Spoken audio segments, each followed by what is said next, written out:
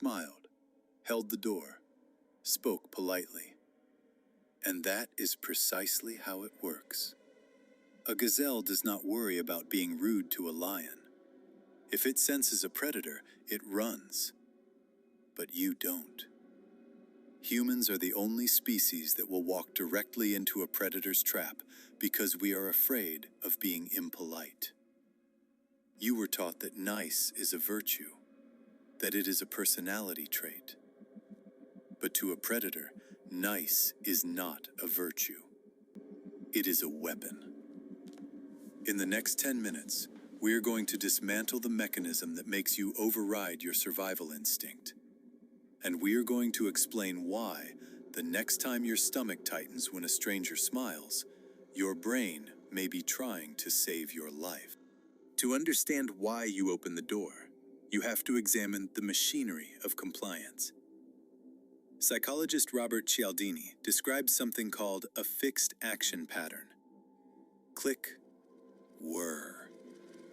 A trigger appears, an automatic response follows. Smile at someone, they smile back. Offer a favor, they feel pressure to reciprocate. This is the rule of reciprocity. When someone gives you something, even something small, you feel indebted. In field studies, people were more likely to comply with requests after receiving an unsolicited gift. The gift creates tension. Compliance relieves it. Predators understand this. They do not help to be kind. They help to create leverage. And you often repay that leverage with your safety. Gavin de Becker distinguishes between true fear and social anxiety. True fear is immediate, specific, survival-based. Social anxiety is the fear of awkwardness. When someone approaches you and something feels wrong, that tightening in your stomach is data. But another voice appears. Don't be rude. You're overreacting. That second voice is not intuition. It is conditioning.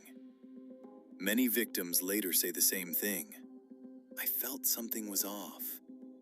But they were more concerned with appearing polite than appearing safe. Predators rarely announce intention. They manufacture connection. One technique is called forced teaming. We have a flat tire. We're stuck here. There is no we. The language creates artificial partnership. Rejecting it feels like breaking a bond that never existed. Another tactic? Charm. Charm is not a personality trait. It is a strategy. It is behavior designed to lower your guard. Some offenders exploit helpfulness rather than force. They present vulnerability to trigger empathy. The most dangerous individuals often appear safe. There is one signal that predicts escalation more reliably than most others. The word no. If you say no and someone ignores it, reframes it, negotiates it, they are not misunderstanding. They are testing control. Small boundary violations often precede larger ones. Compliance builds momentum. You have something often dismissed as irrational: intuition. It is not mystical. It is high-speed pattern recognition. Your brain processes enormous amounts of information every second. When something feels wrong, your subconscious has detected a pattern break before you can articulate it. But normalcy bias intervenes. The brain prefers continuity over disruption. It tells you, he's just being friendly. I'm just being paranoid. And in that moment of rationalization, the trap closes. Violence rarely begins with force. It begins with permission. Permission granted in small increments. You do not owe strangers comfort. You do not owe them access. And you do not owe them compliance because you fear being rude. Your brain knew. The signals were there. Next time, will you listen? July 14th, 1974. Lake Sammamish State Park. There were thousands of people there. Families, Music, laughter. Broad daylight, the exact opposite of a dark alley. Witnesses later described a well-dressed young man, handsome, polite, his arm in a sling. He appeared injured. He approached women with an apologetic smile and asked a simple question. "Can you help me?" That man was Ted Bundy, and he was not hunting with force. He was hunting with sympathy. He understood something fundamental about human psychology. When someone appears vulnerable, we lower our guard. When someone asks for help, we feel obligated to provide it. He triggered the helpfulness script. He appeared weaker than his targets. He made them feel needed. And that sense of safety was the trap. Janice Ott and Denise Naslund both agreed to help him. They walked with him, from the public beach to the parking lot, from noise to isolation. Saying no to an injured man in a crowded park would have felt cruel, unkind, impulsive. It would have violated the social contract. Politeness became the bridge between safety and danger. But here is what is less discussed. That same day, Bundy approached other women. Several refused him. Why? Most could not explain it clearly. Some later said he stood too close.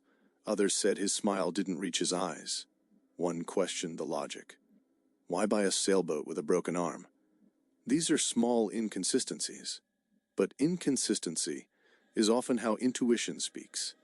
Bundy was described by FBI profilers as organized, calculated, controlled. But even organized offenders make micro-errors, tone mismatches, behavioral slips, moments where the mask does not align with the script. Some women detected it, and they left. Another serial offender interviewed by the FBI, Edmund Kemper, explained something similar.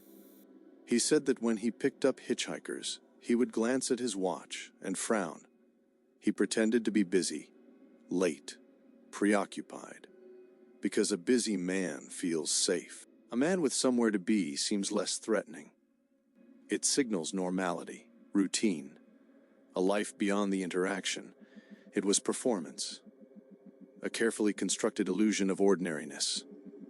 We want our predators to look like predators. We want warning labels, distortion, obvious malice.